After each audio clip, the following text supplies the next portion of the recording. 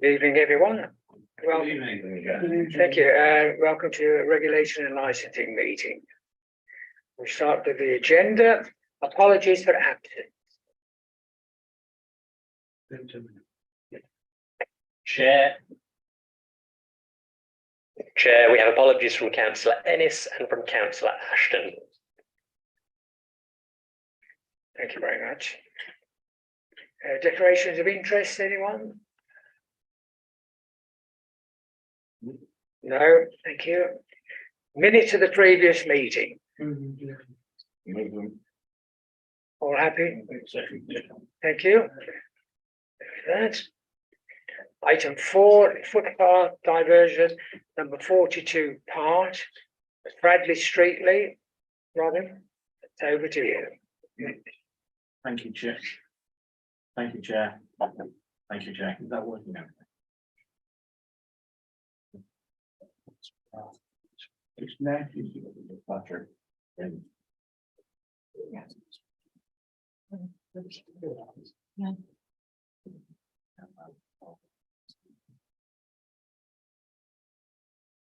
Thank you, Chair.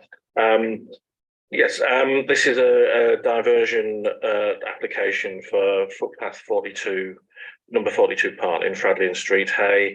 It's made by Barratt West Midlands to enable development to take place under planning application reference 19/00555/REMM. Which is for the construction of 250 new dwellings and associated infrastructure, provision of football pitches and changing facilities. The plan attached shows the diversion proposal. The majority of the diversion between points E and D, so to the left-hand side on the plan, it is where the development primarily affects the public right of way, with the opportunities being taken to regularize between A and E onto the walked line, and also that will avoid the need for a further diversion, thus reducing bureaucracy in the longer term by having it all done in one go on this one. So the legislative criteria for section 257 of the Town and Country Planning Act is that firstly you must have a valid planning consent in place, which you have. And secondly, that it's necessary to divert the path to enable the development to take place, and when both those criteria are considered to be met. So it's now to your discretion whether you approve the order, making the order or not. Right, Councillor Evans, would like to say something?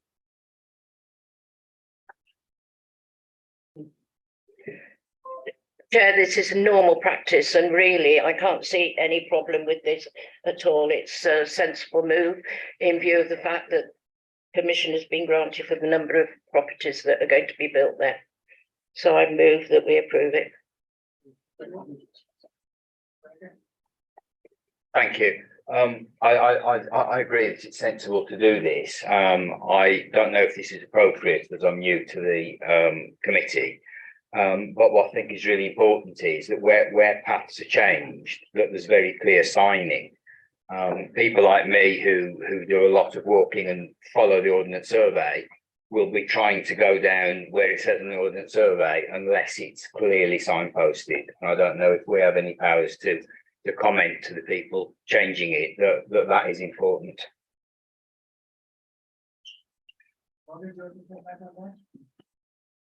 Yes, thank you, Chair.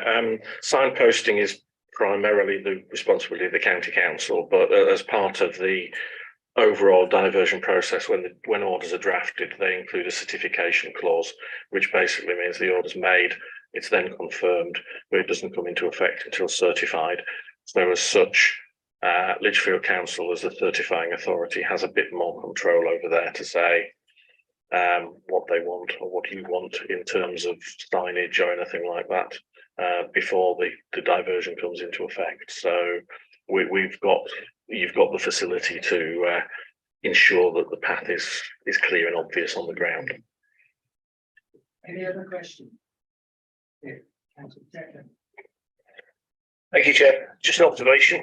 Looking at this map, these houses are built. They're there. The slight diversion at point A and F will avoid the puddle. So it should be much, much better. Thank you for that. Did you come back to that, Robin? The main area, say it's D to E where it's most affected. I know there's other things going on in the area as well. Which should be mainly D to E to facilitate that development. But if you're saying that the development's actually substantially complete, then you can't approve making this order. We can't approve that. No. No process would have to start again under the Highways Act. Is it complete? Down to eight, down? Do you mean that if the houses in that area have already been built, or any houses in the area? The legislation basically says if the development's substantially complete, so that would be generally be interpreted as being the houses that are affected by the diversion proposals. So if those are substantially complete, then you can't make this order. Councillor Chair. Yeah, this is my daughter's popular dog walk. Hence I know it. The path at the moment goes, once you get to point A, and turn left, or point F and turn left, you're on one side of the hedge, and it looks like it's going to be the other side of the hedge. The houses are all, I mean, that pond isn't there anymore. The houses are built, but none of them in the direct line of what we're affecting. I don't quite know why they're moving it, to be honest, but Well, at the end of at the end where it's point A, the reason why it's being moved is because the legal line isn't on the line that's actually walked. Actually, the legal line of the path isn't on the line that's actually walked. The field edge path isn't a public right of way. okay. The proposal moves this so that it follows the walked line at that end, and when the area to the north is developed, it'll save the need for diverting it again at that point. That's my understanding of it, but certainly it was the stuff between D and E when we were out on site a little while ago. There was no building work. Well, building work had started, but there was certainly nothing over the lines in the path at that end. So the land below the line is built, and the land above the line is planned to be built.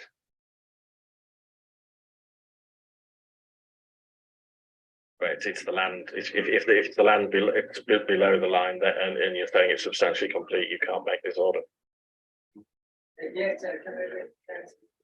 Yeah, Online. You mentioned that you visited the site quite recently. It will have been quite a while ago now since we were there. This was at the beginning of the first thing we do as part of the application process is go out on site and have a look. So it's certainly a few months ago. But if the developers progressed and built over this, then basically they can't have their order. They'll have to start again under the Highways Act, which is more complicated criteria, and deal with it that way. But it all depends on whether these specific areas between, whether the route between E to B to C to D has already been constructed, and that was a lot of,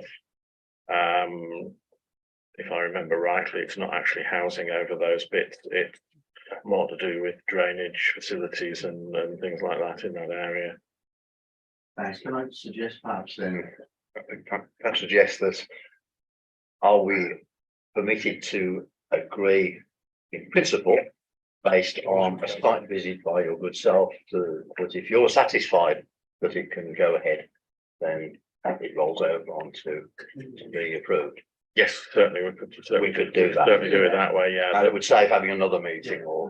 yes. If you're happy with proceeding on that basis, then yes, we could do that. Okay, thank you. Well, in that case, I'm going to suggest that are we happy to approve the proposed diversion? Yes. Based on the site visit, thank you. Yes. All happy with that? Thank you very much. If we would, not sorry, if we did carry out a site visit and find that we can't make this order, I don't know whether you feel it's appropriate for you to be able to approve a Highways Act order instead, thus avoiding needing it to come back here again on that basis, or whether you feel that would need a separate report and separate decision. Well, I think the best thing to do is for you to check it out and report back.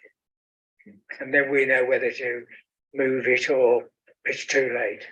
So can we leave that, Robin, for you to check out and then report back to us? Yes, certainly. Okay, so we.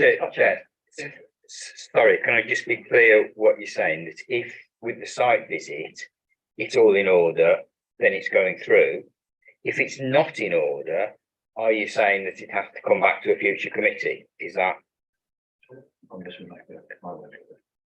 What I was saying was I think we should find out exactly what the position is and then make a decision, because there seem to be mixed views here. And the fact it was looked at months ago, we don't really have the update on what the site looks like. I feel it should be looked at first and then come back to us. Yeah. Sorry. In the meantime, because our next meeting isn't until September, is it? So that's a long time. And what are the builders going to do in the meantime? So can it be done under a briefing note, or can it be done under any other method? Because between now and September, quite a lot of building could go on if that's the case. There is that, but I'm not sure how we can go about it. Christy, can you advise on that? Or is it Robin? Because you. I'm just clarifying with Robin in terms of the highways order that you're talking about. Is that within this committee's gift, or is that a separate issue that we'd have to do further consultation work on? It's certainly within this committee's gift, because you've done them. We've done them before. So there's, as far as I'm aware, there's no issue in principle with it. It's just obviously it's different criteria, which I don't think there'd be an issue in meeting. It's just that there's a landowner interest, a convenience test, an enjoyment test. I don't think there's any issues over any of those within this. It's just whether it was very much a matter of if we can get away without having to bring it back further on the basis of just waiting on a decision, we can get the issue sorted out. Because inevitably what happens with these things is the developers apply for these things and they plow on with the development. And even though I would say Lichfield's one of the most efficient authorities I've ever come across in dealing with these things, you do get them done quick. If the developer's quicker off the mark again, this is the situation we get. Thank you, Robin. I would suggest, Chair, that we take the recommendation of Robin. He is the expert on this. I think it depends how comfortable members are with the report that you've had and the confidence with which Robin has spoken about the issues related to a highways order.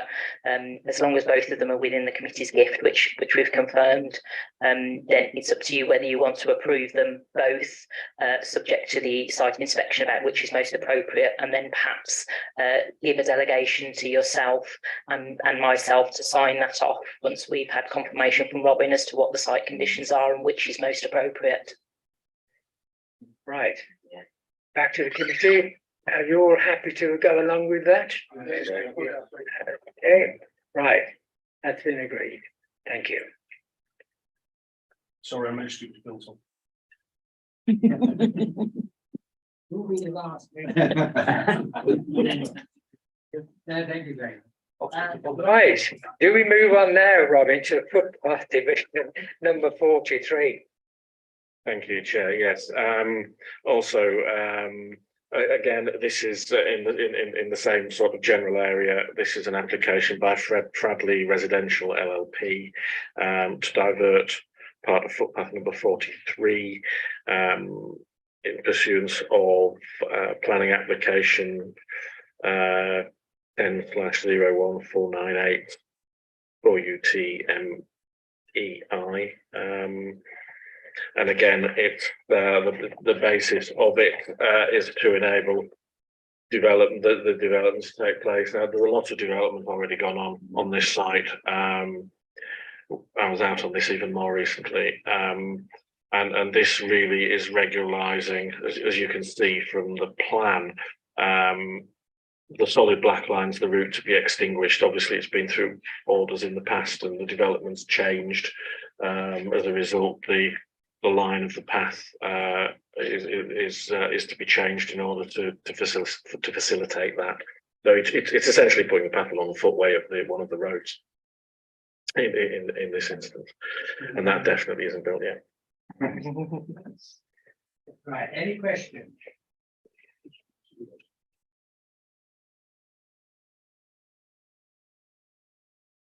So are we all happy to approve? Yes. Yeah. Thank you, then that, Robin, that's been approved. Thank you. Thank you, Robin.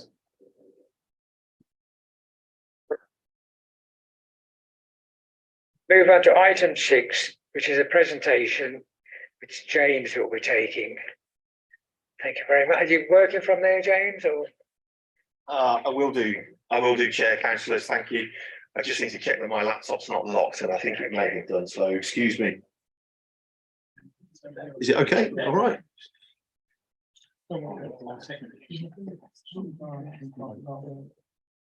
Why is it not on the screen, Will? Yeah, which is the right.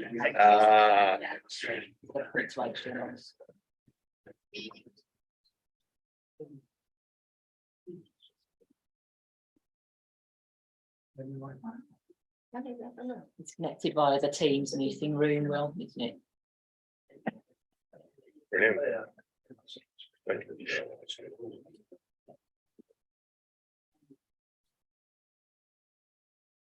Okay, Chair, councillors, thanks very much. My name's James Johnson. I'm the council's regulation and enforcement manager. I've been here since March, so quite new to the council. This is a brilliant opportunity for the services I manage to be able to brief you and tell you in detail what we deliver for the council. So I'm quite excited to be able to do that.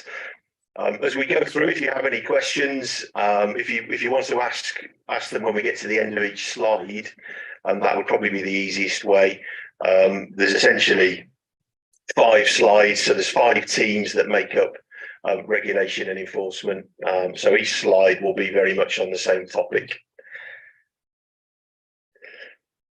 So that's what we're going to look through, the functions that we deliver, the work programme going ahead, and then I thought it would be interesting to look at what legislative changes are coming up over the next year, so that we can see what's coming down the tracks towards us.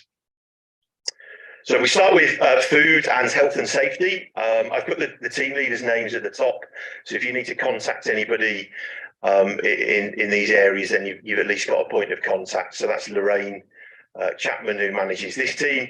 So pretty obvious for food and health and safety. So they're the people that the public often think of when they think of environmental health. So they're the ones that go out and do the food inspections. All food premises get inspected based on their level of risk. So the number of people they serve, what kind of food they prepare, and so on. And they also respond to complaints about food businesses. And you'll notice when you go to a food business, it will normally have a star rating outside. So we rate them from 0 to 5, and all of those can be accessed online on the Food Standards Agency website. They do food sampling, so this is part of a national programme where they will go out and sample food, send it to a lab, and then see what is contained within the food and whether it is what it should be. And that can obviously bring some interesting results, as you know. And then private water supplies. So most of us, no doubt, have mains water in our homes, but there are places that don't. So they use water that's brought up from the ground at their property, and then we have a duty to sample that water and make sure it's fit for people to consume. So they do that as well. We have outbreaks of infectious diseases, which they will investigate. So if you are sick and you go to your GP, there is a system where your GP will notify the council that they've diagnosed somebody with something that is of interest to us. And then if we start to see a pattern that we would call an outbreak, we then look into that, obviously with the intent to try and control the outbreak. And that can range from something very small, a food poisoning outbreak linked to a takeaway, for example, or something huge like the pandemic that we've just gone through. They do what's called special treatment registrations, so treatments that have public health implications if it goes wrong. So things like tattooing and piercing. So they register those and inspect them as part of that. And then another area of work is around workplace health and safety. So you'll have heard of the Health and Safety Executive, the HSE.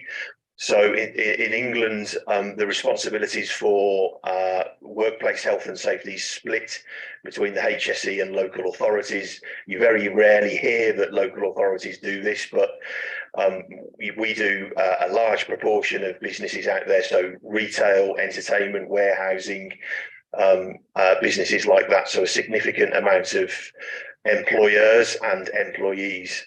And as part of that, they'll do accident investigations. So if somebody has a particular accident or illness at work, the employer by law has to notify the HSE. And then if it's one of the workplaces that we regulate, we then get informed of it. And that can range from a broken leg up to a fatality. So if somebody were to be killed in a warehouse in Lichfield, for example, then it would fall to us to investigate that, usually in conjunction with the police. And then finally, this team lead on our primary authority partnerships. So this is a national scheme where businesses can link up with a local authority, and that local authority will support them in terms of, in this case, it's usually food and health and safety. And then instead of, if they have premises or locations throughout England, instead of having to deal with 20, 30, 100 different councils, much of that can be done through their primary authority. And as part of that, we charge the businesses for that service. So it's self-funding essentially. Are there any questions on the work that team does? Councillor Henshaw, may I ask which laboratory you use for food testing, please? That's a very good question, and I'll have to get back to you. Having been here since March, I'm not sure, but the sampling programme that we're predominantly involved with is a national one, and it's coordinated by the Food Standards Agency. But I'll get back to you with the answer to that. Thank you. Any other questions? Thank you. How many people do you have in this team? That would be, useful to understand the sort of size of it. So the team has a manager, Lorraine, and then in terms of full-time equivalents, it's I think just less than 3, and then 1 sort of technical support officer that helps with the office-based stuff. There's a considerable number of food businesses in Lichfield. That's what keeps them busy. They have targets set by the Food Standards Agency. So we have sort of very high risk premises down to low risk premises, such as a newsagents, and that sort of directs how often they get inspected. Yeah, thank you. To touch on that, then I was just going to ask, what is the frequency of hygiene inspections, or is it sort of on a cause basis, if you like, or a reason? So once they're inspected, they'll be risk rated, and that will direct when they're next inspected, essentially. So the things they're rated on is the confidence in the management, the sort of structural stability of the premises. Is it old, new? Are the tiles falling off the walls? Those kinds of things. Hygiene, those kind of issues. That goes into a rating, which gives us an answer as to how often. It could be a year, it could be 6 months, or it could be longer, based on risk. Any other questions, or we'll move on? Super, thank you. So next team then, environmental protection and private sector housing. This is Jack Toomey that manages this team. It's probably the team you might have the most dealings with alongside licensing. It's the biggest team that we have, and they deliver the broadest range of functions. So if I quickly go through these, this team leads on environmental crime. So for us, that's fly tipping is the most serious of the offences that we deal with under that, but they also deal with litter, dog fouling, and offences that we deal with less often, such as graffiti. On the other end of the scale, they do environmental permitting. So there are processes within Lichfield that require us to permit them because of the potential for them to pollute the environment and particularly the air. So they inspect those premises and then issue a permit which has conditions that they must adhere to. They deal with contaminated land, and that's particularly through the planning process. So where redevelopment goes on and the land has previously been put to a contaminative use, then they will make sure that the land is remediated if it's necessary. And then they do air quality management. So we have a air quality monitoring program that goes on around Lichfield, particularly around pollution linked to traffic, road traffic, and then we have a range of things that we can do to look to improve air quality should it be found to be bad. And all of the data from that can be found online, and a comparison done to other districts and counties. And that's obviously quite technical, science-based stuff that goes on with those three things there. If we move on to the next three, these are centuries old things that we still deal with. So nuisances takes up a huge amount of our work. So under that is things like noise and smoke and odour, things that people complain about their neighbours in particular. And we have a different ways of dealing with those, but for noise, which is the bulk of the nuisance complaints that we get, we'll often do things like install noise monitoring equipment or send an officer to go and witness the noise and then decide whether it's a nuisance or not. And that determines what action we will take. So it could lead to an abatement notice. And if the people continue to make noise, then either prosecution or we have powers to seize the equipment that is making the noise. Something that doesn't happen too often, fortunately, but we have had a couple recently since I've been here in March. Is public health funerals. So this is particularly sad when somebody dies in Lichfield and they have no relatives or people to look after them or their estate. So again, it's very old legislation, but essentially we have to arrange for the funeral for public health reasons, and then go through their estate, their house and possessions to look for evidence of relatives who might benefit from the estate. Often we find nothing, and then from the sale of those things, as you may have seen on some of the TV programs that go on, that any money that is left in the estate goes to the Crown. And then pest control. So we have a number of duties to deal with, particularly rats and mice. And again, this is something that has been in the news over the past few years. So in Lichfield, we don't deliver it in-house, but we have a company that we will refer people to that want pest control treatments. And they offer a discount to particular groups of people who are on income support, for example. And then we also, where there is a problem with rats and mice that's affecting more than one property, we will go out and see if we can discover what the problem is, and then we have powers to make people either treat the problem or do structural work or cut back overgrown gardens, remove waste, those kinds of things. Next two relate to animals. So we do animal welfare. So I always use every opportunity I can to say this. So the RSPCA are a brilliant organisation, but they have no powers in law. All the powers sit with us and with the police. So we have a number of duties under that. The first is around licensing, which I'll talk about later. But in terms of reactive animal welfare, if we get complaints, for example, about a dog being neglected, then we can go and visit the property, look at the dog, and determine whether action should be taken to look after the welfare of the dog, and that could include taking the dog away with us, and then potentially going to court to ask the court to give us custody of the dog. And as you'll have seen again in the news, a big area of work around that is puppy farming. So you may have seen cases locally in Staffordshire about puppy farms that have been discovered and 50 to 100 dogs rescued by the council. Stray dogs. So this is fortunately now less of a problem than it used to be with things like microchipping, which has come in, and social media, where people find a dog, they put it on Facebook, and the owner's there 5 minutes later. Once upon a time, that would have been a council officer in a dog van turning up to get the dog. And we still do that, we still have to do that. But as I said, we get far fewer than we have done in the past, which is good news. If we move on to the next one, so licensing, inspections and enforcement. So currently this sits within this team rather than the licensing team. And the work we do around that is particularly focused on taxis and licensed premises. And it is one thing that in the future we're looking to do more of.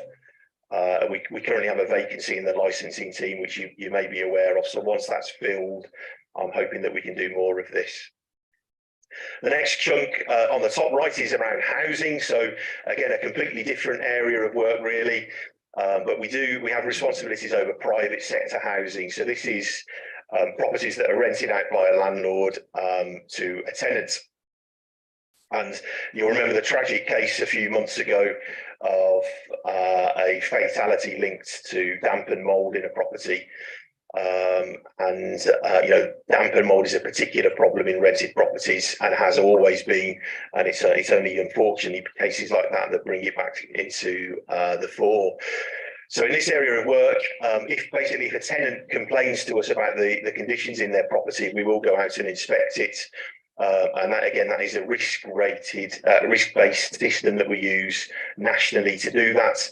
And the score will determine what action we need to take. And that could range from an improvement notice to essentially closing the property if the conditions are that bad. And obviously that work can vary. So we may get lots of complaints, we may get no complaints. There is obviously scope for us to do proactive work and proactively visit rented properties. But obviously we have to be conscious of the resources we have to do that and the number of rented properties that are out there. In terms of HMOs, so these are houses in multiple occupation where generally one building has been split into separate lets, and they may have things like locks on individual doors because of the increased risk in those properties, particularly from fire. And the way I always explain this is if any of us had a fire in our house, we would generally get our family out with us. But in a HMO, the people that live there won't know whether the other people are in their rooms. They won't potentially even know them. So there is a considerable increased risk from fire in particular. Insecure buildings. So if we get complaints about properties that are empty and people are accessing them, then we have powers to go and board the property up. So that again, that's a reactive function that we will go and do as and when. The next one is, again, very old legislation. It's still called filthy and verminous properties.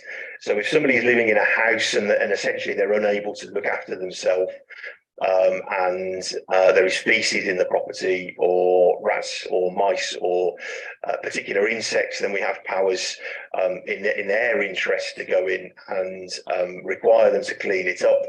And then if they don't, which generally they don't, we will then do it for them and put a charge on the property. And as I said, it's unusual because these things generally don't affect anybody else except for the occupiers.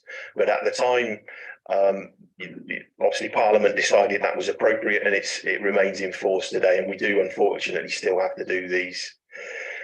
And then something we've started recently dealing with a different way is, and we're doing this currently with a couple of example properties that are long-term empty homes, which are bad in a number of ways, but the way that we're interested in is things like people getting into them when they shouldn't be, rats and mice, overgrown gardens, fly tipping on the front garden, those kind of things. We're looking at a different way of dealing with these, which could eventually lead to what we call enforced sale.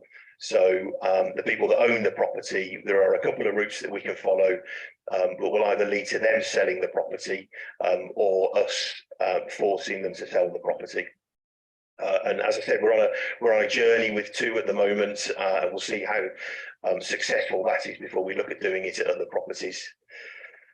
The next part then is around planning enforcement. So this has recently moved over to regulation and enforcement, and it sits in this team. So planning enforcement is now done by us, and I've listed there the things particularly that we look into in terms of planning enforcement. So that's developments that go on without having planning consent. Developments that have got consent but have breached conditions of that consent.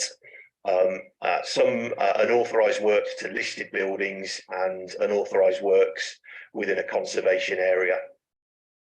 And then the final 2, I put them down there separately because there's a little bit of overlap between planning enforcement and some other things the teams do, and our own tree officers that we have at the council. One of them is high hedges, which is again an unusual bit of legislation. Because generally, if somebody wants to make a complaint about a high hedge, they have to pay to make the complaint, which, as I say, is very unusual. And then untidy land. So there's a couple of different routes that we can take to deal with untidy land. Generally, it is a private matter. So if somebody's complaining about their neighbour's overgrown garden, generally we won't get involved with that. There has to be other features to it that take it above a threshold that would get us involved, essentially. I'm sure you're going to have questions about these functions. So who wants to start? Please. Yeah, thank you. Where are we at the moment with dog fouling enforcement?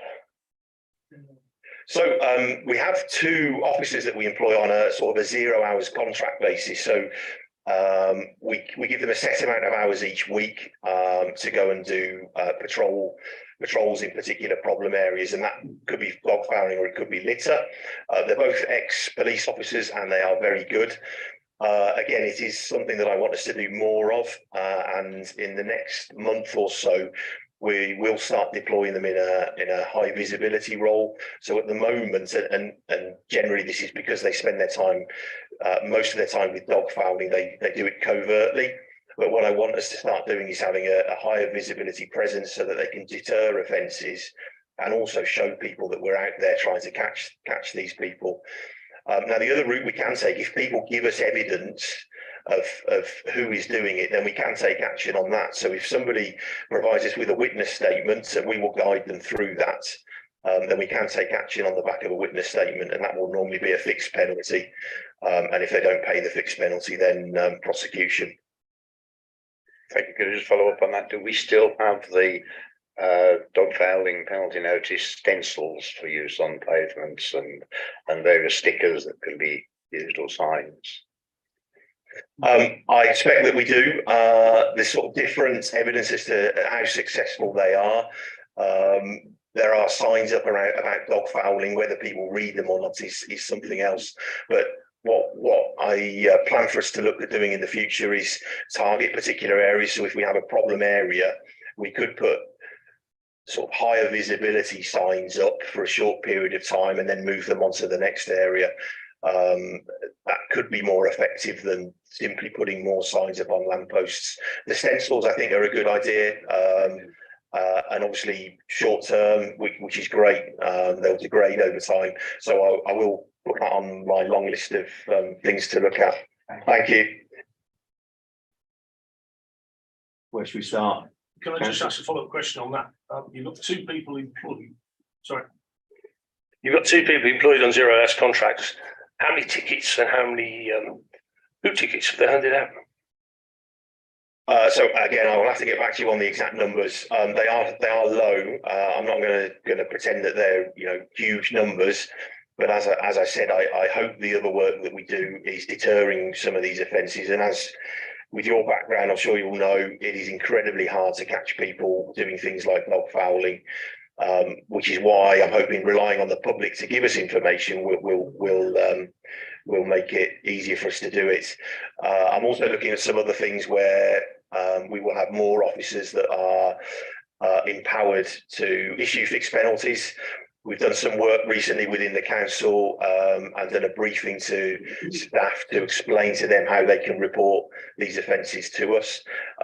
So again, by providing us with a witness statement and then us taking it forward that way. And then, as you'll know, we've done some work with the Lichfield Litter Legends recently to raise their understanding of what we can do. But in terms of the exact figures, I'll get back to you. Please. Thank you. I've got 3 questions. Do you want me to give all 3 or one at a time? With my small brain, I think one at a time would Fine, be better. that's fine. The first one is on the empty homes. And you explained 2 things you do. I understand that local authorities have powers to compulsory purchase. Are they used, or is it envisaged using that if the other avenues aren't successful? Yes, you're absolutely correct. We do have those powers, and they sort of run parallel to the enforced sale powers that we have. Having some experience of both sets of powers, I think we will get greater success with the enforced sale powers. So essentially, very briefly, if we do works in default on a property, so if we have to board it up, if there are rats and mice there and we take action, if there are hazards within the property, and we end up doing work to remedy those hazards, if we take any of those kinds of actions, we then put a charge on the property. If that charge is not paid, then we can go down a route that forces the owner to sell the property. So that's our preferred course of action at the moment. But in terms of compulsory purchase, it's something we have in the back pocket. Thank you. Because there is obviously the nuisances effectively that you said, but there is also the fact of homes standing empty. And you know that's an issue particularly in Lichfield City, but of course across the whole district. The second question was about environmental crime at the top. Does that include from industry? If businesses are polluting the air or water or whatever, or is that dealt with somewhere separately? So generally, and again, it's semantics really. When we talk about environmental crime, we mean a handful of things. So fly tipping, stuff to do with waste regulation, scrap metal, litter, graffiti, fly posting, those kinds of issues. But very much in terms of regulating industry, we absolutely do that. Predominantly, we'll do it under permitting. So places that have a permit will have conditions attached to it, which we then enforce. But there's lots of legislation I've not included on there. So another one, for example, that we would enforce in terms of the businesses around waste and how they dispose and store of their waste. And things like smoke control. So if they were to emit dark smoke or have bonfires, then again, that's something that we would deal with. In terms of water, if that's what you're particularly interested in, generally the Environment Agency regulate that. So discharges to watercourses is generally done by them. Thank you, and sorry to people who've been on the committee for a long time understand this, but obviously it's some of us are new.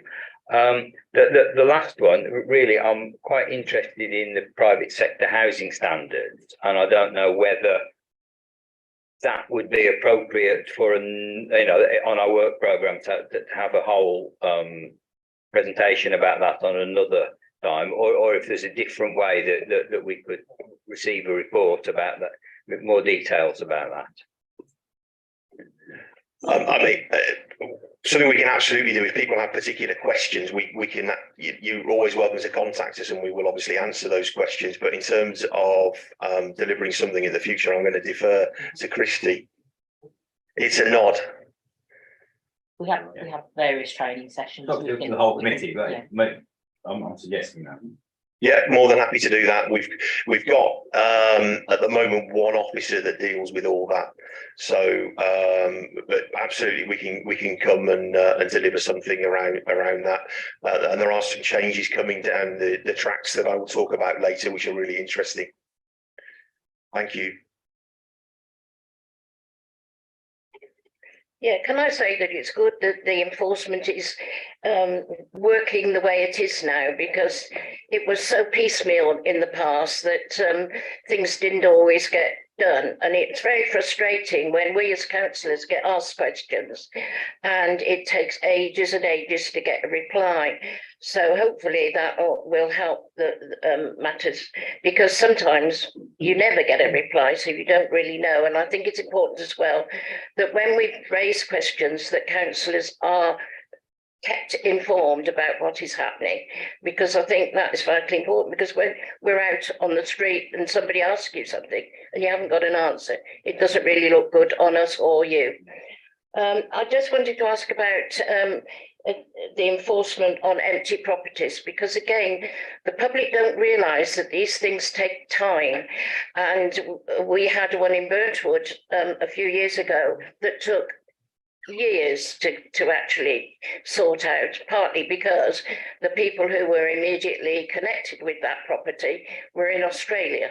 So it was very, very difficult. And it's actually making sure that the public know that these things aren't going to happen overnight. And it's sort of educating them as well to a certain extent. So I think that the opportunities should be there, particularly in view of the fact that we don't have any newspapers that go into people's properties. They've got to rely on Lichfield Live and certainly rely on councillors. The other thing I wanted to mention was the one on high hedges, because again, we get contacted very frequently about high hedges between people's houses, which, unless they do pay that amount, is not going to get sorted. But people do not understand that. And over the years, some people have let their hedges or conifer trees in particular absolutely get out of hand. So I think that people need to be aware that you can do something when it's on the front and it's blocking pavements, etc. But it is very difficult to let people know how much it's going to cost them if they've got a dispute with a neighbour, and really that is nothing to do with the council.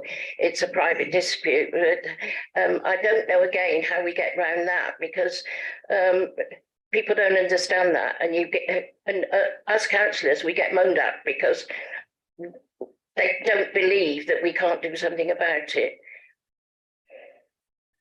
Thanks, Councillor. Your comments about high hedges are very interesting. So it's a fixed fee that's charged for a complaint about that, and we can deal with hedges between properties, you know, whether it's at the side or the back. The reason for the charge, as I said, it's very unusual. The reason for the charge is to make sure that people that do complain, it is a genuine, valid complaint and a real problem to them. As you say, they absolutely can deal with it privately. And that's the way we encourage people to deal with any issues they have with their neighbour, where it doesn't affect public health or the environment. So one thing we don't deal with is eyesores. Lots of people can complain to us about something that is no more than an eyesore. Well, there is nothing, unfortunately, that we can do about that, and it probably wouldn't be fair to spend public money getting involved in those kinds of things. But the high hedges, we don't get a huge amount of complaints about them, probably because of the charge. And again, it's not always successful. People will still complain and pay about hedges that don't meet the criteria. So in the end, there is nothing we can do anyway. Should we start from there, the top?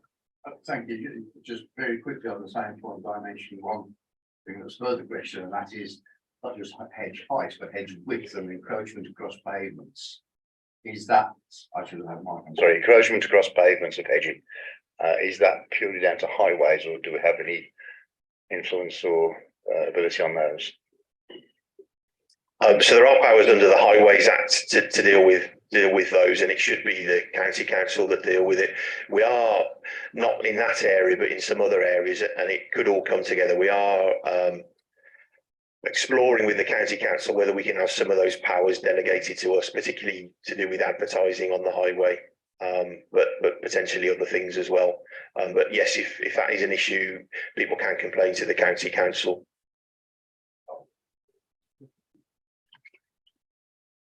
Some years ago, I used to sit on a group that met here.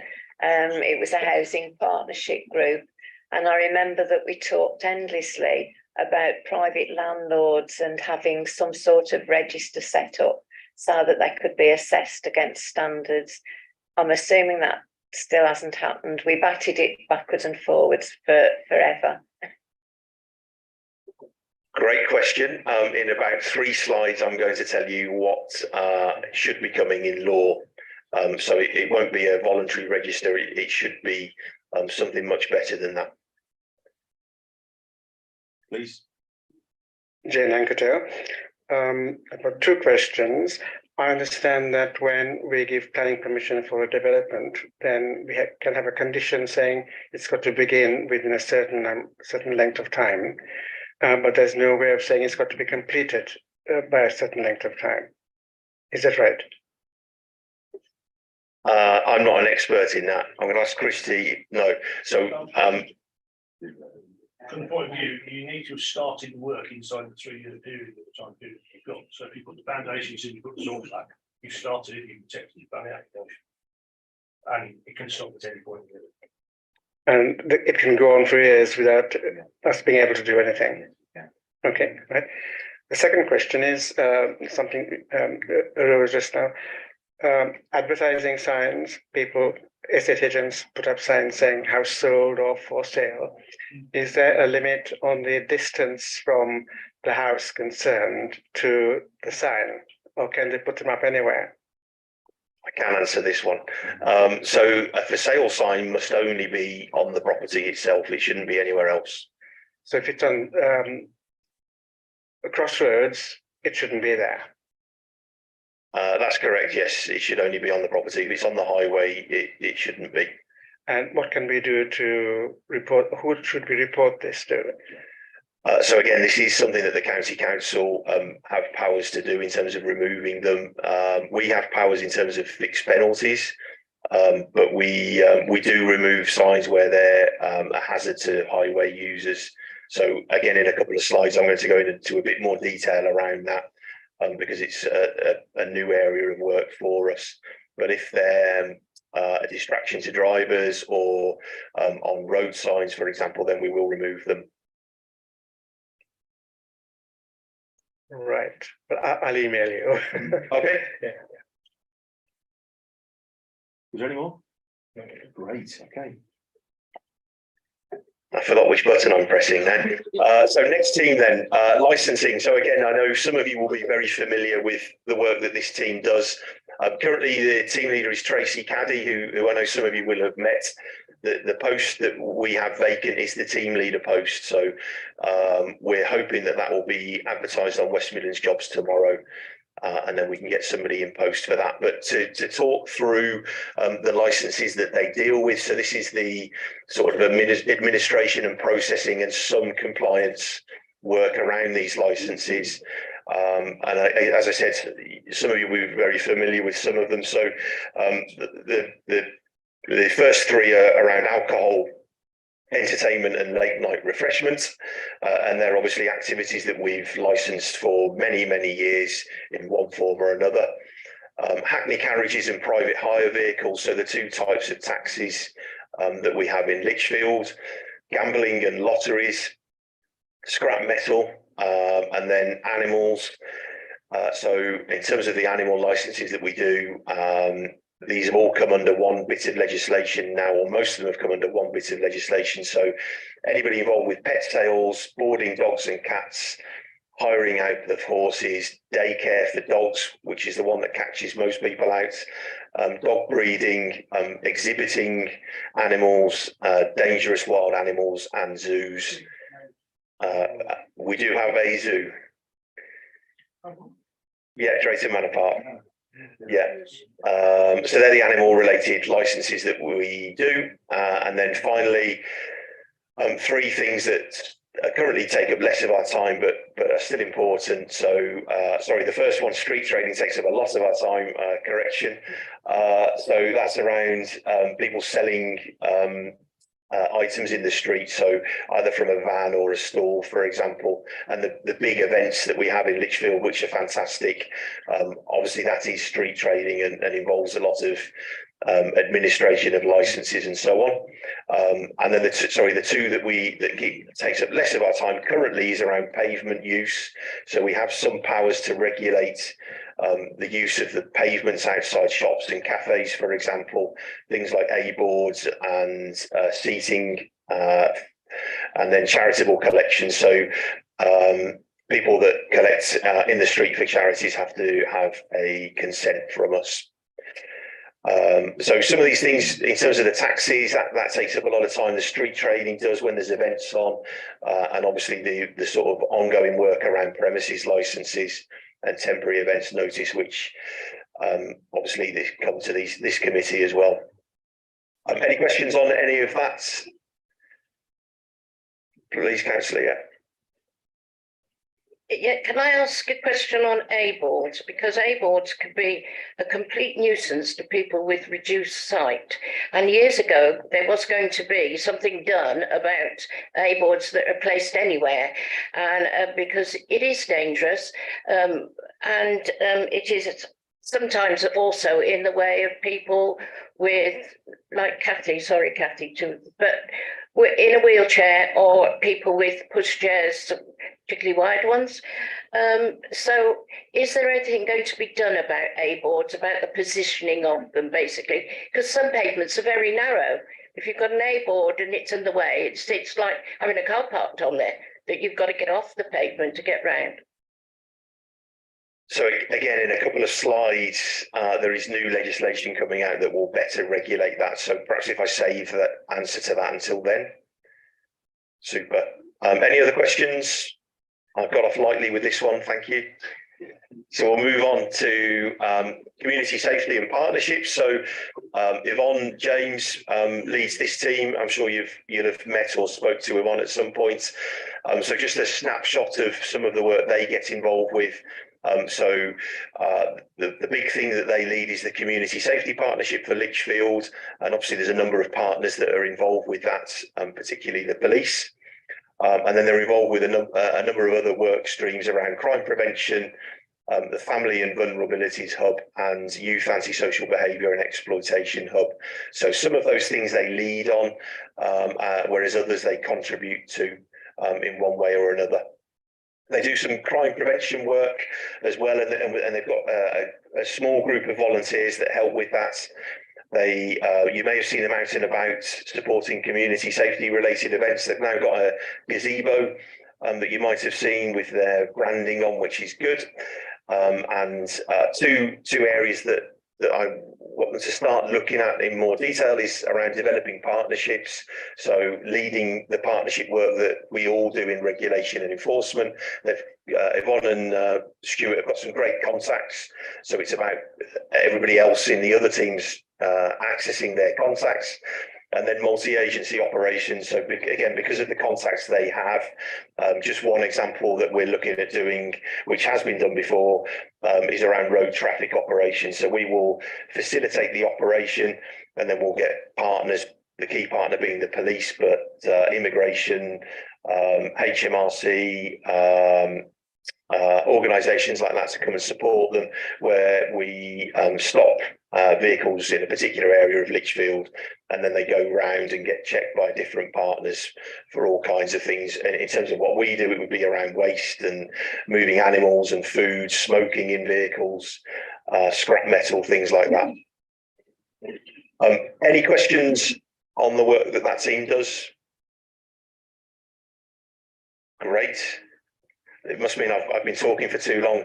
There's one more slide you'll be pleased to know before we look at look ahead really. So the last little bit is emergency planning. So it's not a team, it's one person that works 2 days a week that leads on that, and that's Emma Bezic. So she works for the civil contingencies unit, and we bring her in here 2 days a week to do stuff for Lichfield. So I've listed there the things that keep her busy during those 2 days a week. So she obviously provides emergency planning advice and guidance. She's an expert in this stuff. And then she manages our emergency plans and business continuity program. This is obviously for the whole council. She delivers training and supports our staff that have emergency planning roles, and that could be, for example, the directors that are on call, right down to the people that would man a rest centre in an emergency. She would support an emergency response if there was one.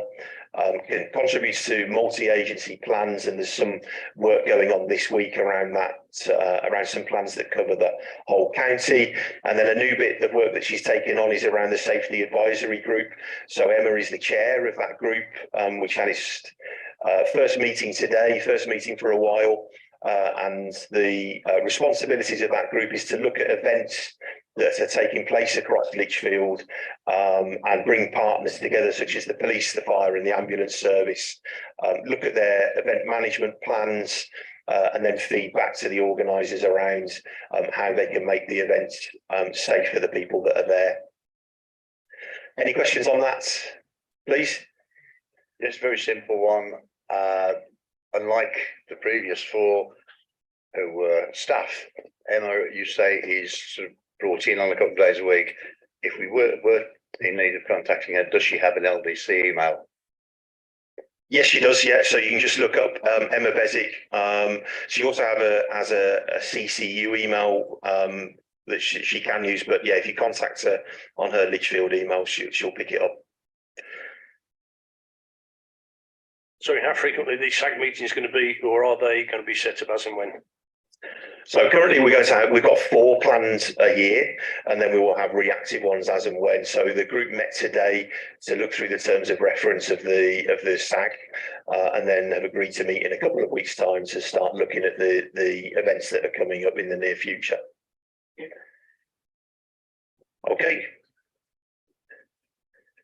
We can skip any questions, I take it. Great. Oh yeah, please. Can I? Yes. I mean, incredibly informative and incredibly useful. I hope that those slides at least will be circulated to us all for reference. Could I perhaps suggest that those same 5 slides are circulated to our parish council clerks, because the parish council tends to be the first port of call for someone with a problem, and they've then got immediate access and know which route to take.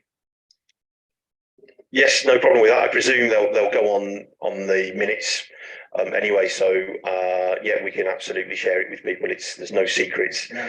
I very much hope that people that listen to that hear this presentation will become our champions. The work that these officers do is remarkable. They work nights, weekends. Often they work in terrible conditions in pretty awful houses and places like that. So I'm very grateful for the work they do, and I know you'll share that feeling as well. So thank you.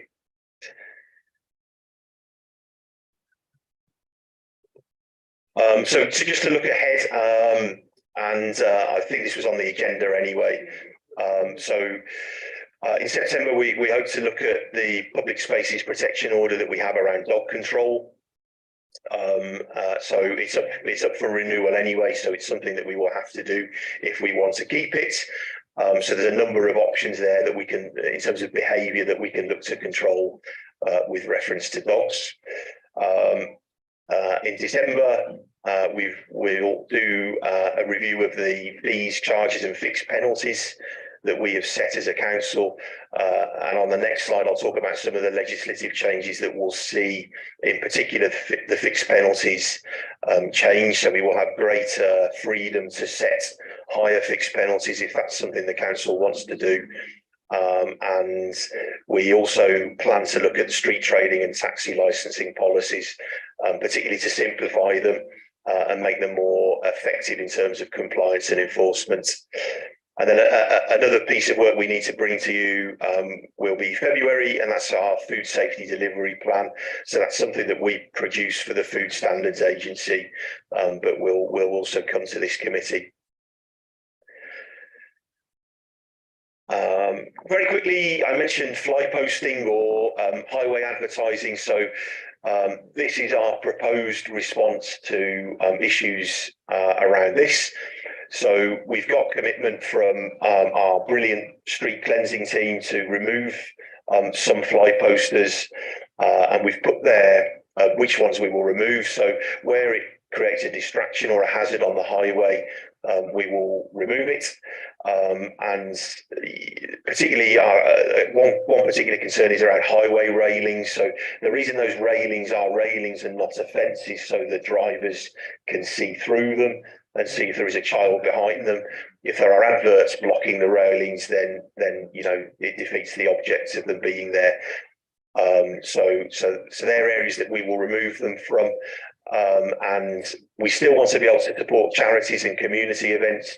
So where they are not causing a hazard, we currently don't plan to remove those. Any questions, please? Sorry, keep coming up with things.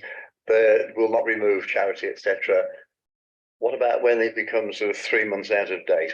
Because many of them are put up and forgotten, and they do tend to look unsightly and obviously a mess. I mean, there's absolutely no reason why we can't remove those, but obviously our preference is that the charity or the event removes them. So there's probably some work to be done there around having to unfortunately prompt those people that aren't removing them to do so. So I think that's probably our best course of action there. Okay. And finally then, so finally, a look ahead. A busy year in terms of legislative changes. So we've got the Health and Care Act should come into force this year, and that's around licensing of more cosmetic procedures. So things like lip fillers and Botox. Please don't ask me to explain what they are, but we will start licensing those, which is a good thing because again, you'll have no doubt seen stories where they've gone terribly wrong. There have been fatalities linked to some of this stuff. So again, it's a new area of work for us, and that will be done by Lorraine's team, the Food and Health and Safety team. The next one is around fixed penalties for animal-related offences. So currently there are no fixed penalties for these offences. They'll be particularly aimed at people who should have licences when they don't. So currently our only course of action would be to prosecute, but we will have these as an alternative where it's appropriate. Because it's has a business link, the fixed penalties will probably be quite high. And my thinking around that is we had some huge fixed penalties during COVID or business offences, thousands, you know, a fixed penalty that an officer can give, which is thousands of pounds. So we are waiting to see what the penalties will be or what the range of penalty that we can set ourselves will be. And that would again be something that we bring to this committee. Levelling up and regeneration bill. So a question was asked around this. So there will be new powers around pavement licenses, which look good so far. We'll have better powers to enforce it. So we will simply contact somebody if they don't have a license or they're not using the pavement as they should be within the terms of their license. And if they don't, we will be able to remove whatever it is that they've put on the pavement. So looking ahead, that looks more robust and effective than the current system. And there's some slight changes to planning enforcement powers as well. The detail for that is not yet out. So when these bills are published in Parliament, often we have to wait for regulations to follow it up, which is where the detail is. The Renters Reform Bill is very interesting in all kinds of ways, but in terms of the private rented sector, the registration that you mentioned, Councillor, is I think this might be going, is turning into hopefully what will be called a property portal. So every landlord will have to register every property that they rent out on this portal nationally. They'll pay a fee to do that. Longer term, they are looking at landlords having to upload things like gas safety certificates on there, all the contract work between the landlord and the tenant potentially being done through this portal, and we will have access to all the details on the portal and enforcement powers where landlords aren't registering properties. There is some talk of the fee related to this being retained by councils, to allow us to do more enforcement work in the private sector. If that happens, it will be brilliant for Lichfield, because we'll really be able to make a difference to the private rented sector and bring up standards. There'll be more powers for landlords to deal with antisocial behaviour within the properties that they rent out. They already have some powers, as you'll be aware, and social housing landlords have even more. But that's good news, because it will allow us to refer complainants to landlords where it's appropriate to do so. You'll have seen that there's the plan for no fault evictions to end, so landlords will no longer be able to do that, and landlords will have to accept pets in rented properties unless they have a very good reason not to. At the bottom there's some emergency planning related changes. You've probably heard about Martin's Law being discussed. So the bill for that has now been published.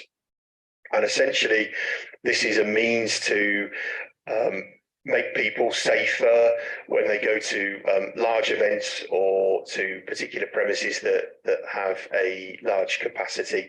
So that will be, again, based on a risk assessment. And then we expect that the interventions they'll have to put in place will be based on the number of people that the venue or the location holds. We've got some premises that will fall under this in Lichfield, and it's great to be able to say that the cathedral is ahead of the game, and they're having an exercise tomorrow, which we have people involved with. So we'll sort of monitor that as it goes forward. We have a duty ourselves as a council to look after our premises, but we also have a duty to support premises and businesses around Lichfield to implement it at their locations. And then what I've sneaked in on the right, which Christy may not have noticed, this is big. So this is the government's antisocial behaviour action plan that was published a month or so ago. So this is not yet in a bill, but it's simply the government laying out what it intends to do in terms of antisocial behaviour. So just quickly, the proposals include an increase to those environmental crime fixed penalties. So for offences like leaving litter, councils will have a much broader range in terms of setting a fixed penalty amount, and that will go into hundreds of pounds. And again, that will be something that we bring to this committee. Powers around changes to nuisance begging. So in terms of begging, the police are still enforcing legislation that is very old. So there's proposed changes to that. More action around restorative justice. So in the plan, there is talk of people wearing jumpsuits and clearing up bits of land and removing graffiti, that kind of action. There's a plan to extend what's called the Community Safety Accreditation Scheme. So that's where council officers, particularly wardens, have powers similar to a police community support officer. So that's not something we have in Lichfield at the moment. But as I said, there's a push for more councils to take that up.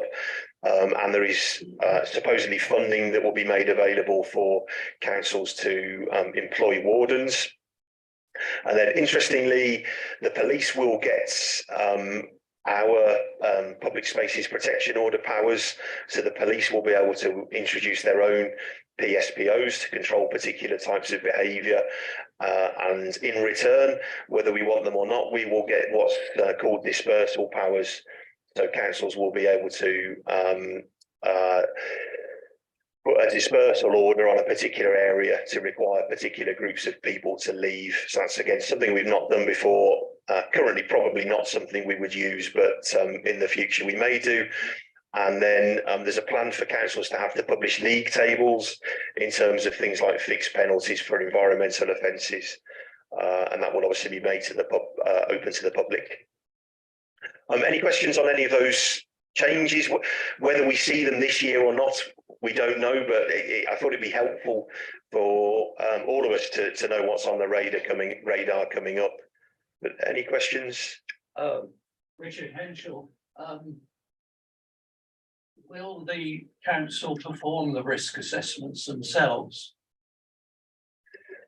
In terms of Martin's Law, so we will for our own premises, so perhaps for the leisure centres, for example, but the legal duty will be on the business that operates that premises. So we will, I mean, there will be lots of guidance nationally about how to do this because everybody will have to do it, but we will have some capacity to support local businesses. And when is the cathedral exercise tomorrow? It's in the morning. Right. Could we go along?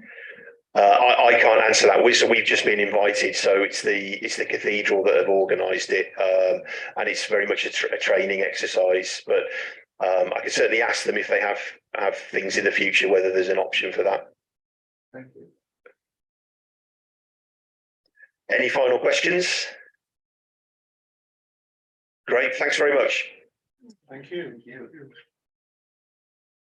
Thank you very much, James. That was very, very interesting, well put together. A lot to take in. I take it none of them will sleep tonight. So,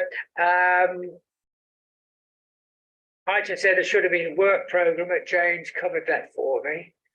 So I bring this meeting. I'm sorry, my apologies, I didn't show your arms up. Yes, please carry on. In view of the fact in September, we've just got one item on, and if that's going to be very lengthy, I can accept that. But is there any reason why some of those in December, like the one, you've got the one on in September about dogs, and then you've got another one in December regarding stray dogs. So is there any reason why one at least could be moved across, or is there not time to sort that out? Because the one item, if it's very. Yeah. Thank you, Chair. Yeah, just appreciating the fact that we obviously there are regulatory functions that may require committee decisions in between in terms of other pathway diversions and other things that may come through.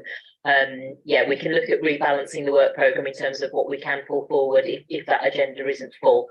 But I take your point about balancing it up. I think a lot of the thing that's scheduled in for December is because the amount of work that will need to go in to prepare it for that timescale, and certainly the fees and charges. We don't anticipate having the information before autumn to be able to put those together in terms of what the regulations will allow, the new legislation that's coming through, but they must be done in time for the February full council. So the window of opportunity we have for the fees and charges is limited, but we'll see what we can do with the others and work in concert with the chair and Will to rebalance that workload. But just bear in mind that there may be other footpath diversions and things like that are the purview of this committee that may come through. Chair, I appreciate that, and I understand what is being said in terms of that, but we've had meetings in the past, particularly planning, that have gone on for ages and ages and ages, and people cannot do justice to a committee when it's going on for ages. People do get tired, and a lot of people have done things within the day, so that's why I was asking the question, because an overload is as bad as an underload, if you can have that. I was going to say we're aware of that, and as Christy has said, it's something we were going to be looking at, because we don't want to call a meeting just for one item. But normally we look at it now, and as Christy has said, there's always something that comes along that we have to add to that. Yeah. But we will keep you informed on that. Thank you, Councillor Braga. Yes, thank you. As I mentioned earlier, I mean, I'm quite interested in private housing standards, and I didn't know whether the fact of there being what might be a lighter meeting in September might allow us to discuss that if other members of the committee would be equally interested in that. Well, again, that's something that we will look at and discuss, so we will get back to everyone on that. Thank you. Any other questions? No? Then I will bring this meeting to a close and thank everyone for attending. Thank you.